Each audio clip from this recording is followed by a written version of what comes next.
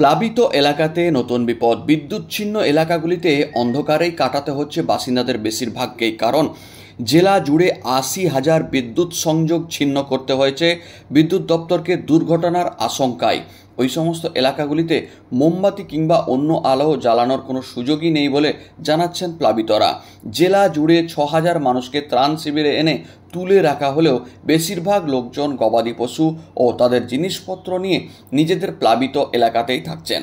অন্ধকারে থাকা এমন প্লাবিত ১৫ জনকে সাপের কামড় দিয়েছে শুক্রবার সকাল পর্যন্ত জেলা জুড়ে, যাদের উদ্ধার করে চিকিৎসা শুরু হয়েছে বলে জানিয়েছেন জেলা শাসক খুরশেদ আলী কাদেরী। তবে জেলার মুখ্য স্বাস্থ্য আধিকারিক জানিয়েছেন এদের মধ্যে একজনের অবস্থা ক্রিটিক্যাল রয়েছে, যাকে ঘাটাল সুপার স্পেশালিটি হাসপাতালের আইসিইউতে রাখতে হয়েছে। কয়েকদিনের ভয়াবহ বন্যাতে সকলকেই উদ্ধার করা গিয়েছে এমন নয়, উদ্ধার কার্য অব্যাহত। অনেকেই সমস্ত পরিস্থিতিতে নিজেদের ডুবে যাওয়া বাড়িতে থেকেই মোকাবেলা করার জন্য বসে রয়েছেন। জল কমার অপেক্ষায় রয়েছেন তারা। মাচা করে জলের ওপরে ছোট বাচ্চা ও পরিবার নিয়ে কাটাচ্ছেন অনেকেই। নেই পানীয় জল, পর্যাপ্ত খাবার। তাদের জন্য পানীয় জল, খাবার ও সমস্ত ত্রাণের সামগ্রী নিয়ে অতর্কিত বৃহস্পতিবার দিনভর হাজির হলেন রাজ্যের মুখ্য সচিব সুরেন্দ্র গুপ্ত, জেলা শাসক খুরশেদ আলী কাদেরী ও জলে ডুবে থাকা বিভিন্ন পরিবারের জন্য প্রয়োজনীয় সামগ্রী নিয়ে হাজির হয়েছিলেন তারা।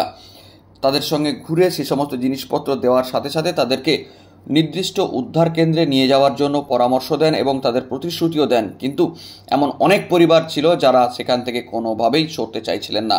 তারা জানাচ্ছেন যে কোনো পরিস্থিতি তারা মোকাবিলা করবেন সেখানে থেকেই। শুনে নেওয়া যাক এরকম কয়েকটি পরিবারের সঙ্গে জেলা শাসকের কথোপকথন।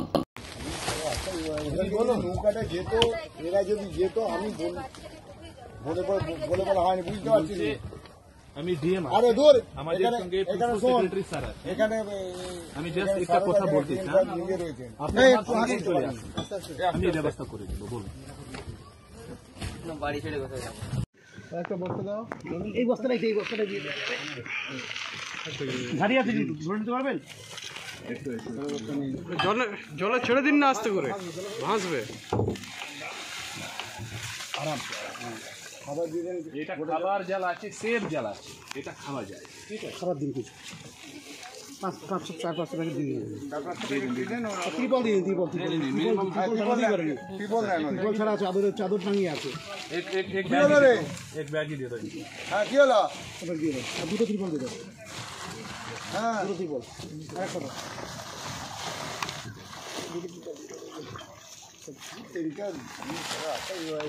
নৌকাটা যেত, এরা যদি যেত আমি বলে হয় বুঝতে পারছি। বাড়ি ছেড়ে কোথাও যাবো? কিছু প্রবলেম হবে না? এইভাবেই জীবনযাপন করতে হবে, আর কিছু করার নাই। আমি তো আবার আসবো, এখানে আসবো তো। বাড়ি ছেড়ে কোথাও যাবো না। আমি আসবো কি এখানে আবার? বলুন আসবো নাকি? কেন আর আসতে হবে না, জল মরে যাচ্ছে। সব ঠিক হয়ে যাবে? সব ঠিক হয়ে যাবে। নিয়ে না ফোন নম্বর আছে আমাদের, কারণ কন্ট্রোলে ফোন করবেন। ঠিক আছে, ফোন নাম্বার আছে, ফোন নাম্বার আছে। আমার নাম্বারটা আমি লিখে দিন।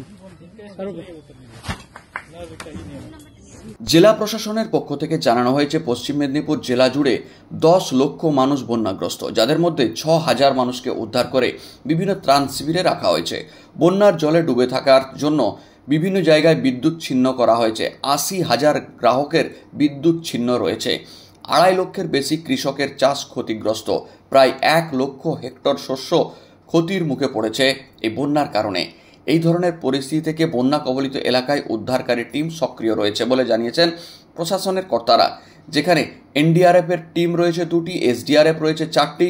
মোট 15টি স্পিড বোট কাজ করছে বন্যা কবলিত এলাকায়। এখনও পর্যন্ত শুক্রবার সকাল পর্যন্ত 80 জন প্রসূতিকে উদ্ধার করা হয়েছে বন্যা কবলিত এলাকা থেকে, যাদের মধ্যে 10 জনের সুস্থ প্রসব হয়েছে বলেও জানিয়েছেন জেলার মুখ্য স্বাস্থ্য আধিকারিক। বন্যা কবলিত এলাকায় বেশিরভাগ স্থানে অন্ধকার থাকায় সাপের কামড়ের ঘটনাও ঘটেছে প্রচুর। ইতিমধ্যে শুক্রবার সকাল পর্যন্ত 15 জনকে সাপ কামড়েছে বলে জানিয়েছেন জেলার মুখ্য স্বাস্থ্য আধিকারিক ডাক্তার সৌম্যশঙ্কর সারেঙ্গী। তবে সকলেই চিকিৎসাধীন বলে জানিয়েছেন জেলা শাসক খুরশেদ আলী কাদেরী। তবে একজনের অবস্থা যথেষ্ট জটিল রয়েছে, তাকে ঘাটাল সুপার স্পেশালিটি হাসপাতালের আইসিইউতে রাখতে হয়েছে, যিনি সাপের কামড়ে অসুস্থ হয়েছেন। জেলা জুড়ে ক্ষতিগ্রস্ত বাড়িগুলির জন্য শুক্রবার সকাল পর্যন্ত 35,000 ত্রিপল বিলি করা হয়েছে। 11 লক্ষ পানীয় জলের পাউচ বন্যা কবলিত এলাকায় সরবরাহ করা হয়েছে এবং পানীয় জলের যেহেতু হাহাকার চারদিকে তৈরি হয়েছে, তাই সমস্ত এলাকার মানুষকে পানীয় জল সরবরাহ করার জন্য বিশেষ মেশিন বসিয়ে প্রতিদিন 2.5 লক্ষ পাউচ তৈরি হবে, এরকম পানীয় জল প্রস্তুত করা হচ্ছে। শুনে নেওয়া যাক এই প্রসঙ্গে জেলা শাসক খুরশেদ আলী কাদেরি কি জানিয়েছেন। অলরেডি অনারেবল সিএম ম্যাডাম এখানে ভিজিট করেছেন। সিএম ম্যাডামের যে প্রায়োরিটি আছে, আমাদের যতগুলি ভালনারেবল সেকশনস আছে তার মধ্যে আমাদের প্রেগনেন্ট মাদার্স ছিল, আপনার যে বাচ্চা ছিল, প্লাস আমাদের যে ওল্ড এজ যে আছে, যার বয়স বেশি আছে, তাকে অলরেডি আমি শিফট করতে পেরেছি, এখন সেফ পজিশনে আছে। সেকেন্ড যে প্রায়োরিটি আছে, ম্যাডাম বলেছেন কি এখানে তো পুরো এখন বন্য পরিস্থিতি আছে, তো সবাই জায়গা যে আছে আমাদের ত্রাণ পৌঁছাতে হবে। আমার সঙ্গে আমাদের প্রিন্সিপাল সেক্রেটারি স্যার আছে, is monitoring the entire operation. আমি আছি, আমাদের সমস্ত টিম যে আছে এখন ফিল্ডে আছে, মানুষের সঙ্গে এখন কন্টিনিউয়াসলি যোগাযোগ করছে, যে রিলিফ আছে সেটা দিচ্ছে। আজকে যে আছে আমাদের যে রিলিফ ওয়ার্কস আছে, প্লাস আমি যে কিছু কিছু বাড়ি যে অলরেডি ইনান্ডেটেড আছে সেখানে আমি রিলিফ দিয়ে দেবো। প্লাস এই যে কাজ আছে কন্টিনিউয়াসলি চলবে।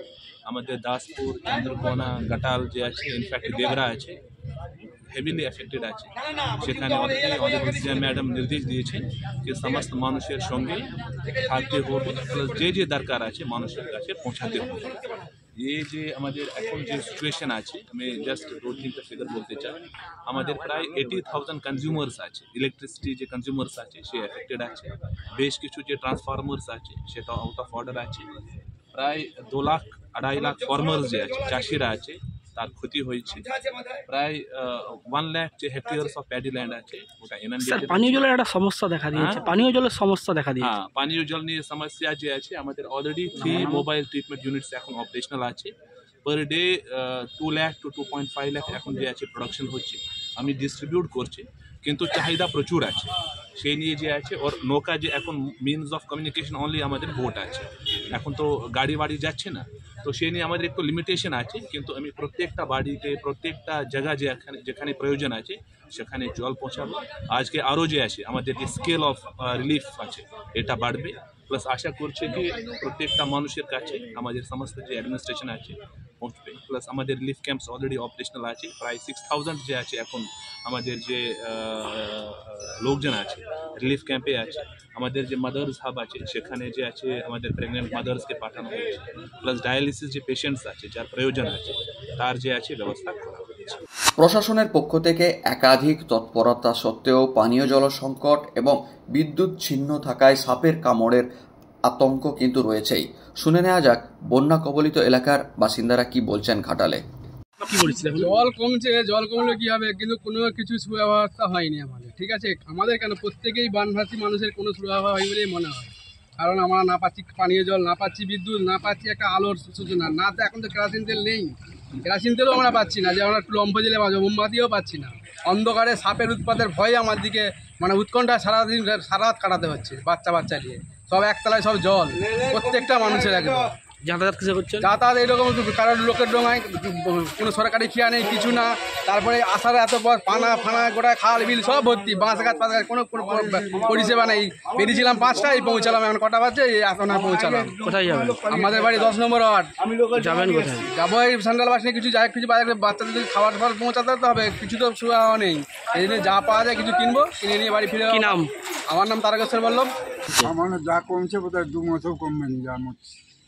কি সমস্যা হচ্ছে আপনার? সমস্যা জল ফল কোথাও কিছু নেই, আলো নেই, কোথাও কিছু নেই, খাবার জন্য নেই, সাপ খোপের ব্যাপার হচ্ছে, অন্ধকার। কি খাচ্ছেন তাহলে এখন? কি খাবো, এই রাস্তায় ইটকুন দিচ্ছে তাও পাচ্ছি ছানা কামড়া করে জল দিতে। যাতায়াত কিসে করছেন? এই যে ডোঙা, তালে গাছের ডোঙায় সমস্যা, খুব সমস্যা। সরকারি সুযোগ সুবিধা কিছুই নেই, কিছুই নেই। কি নাম? গুণধর সামন্ত।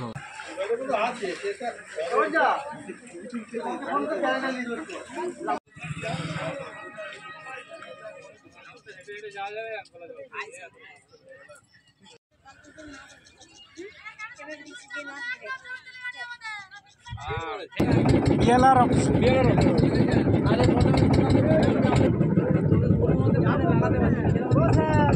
অফিস যাবে।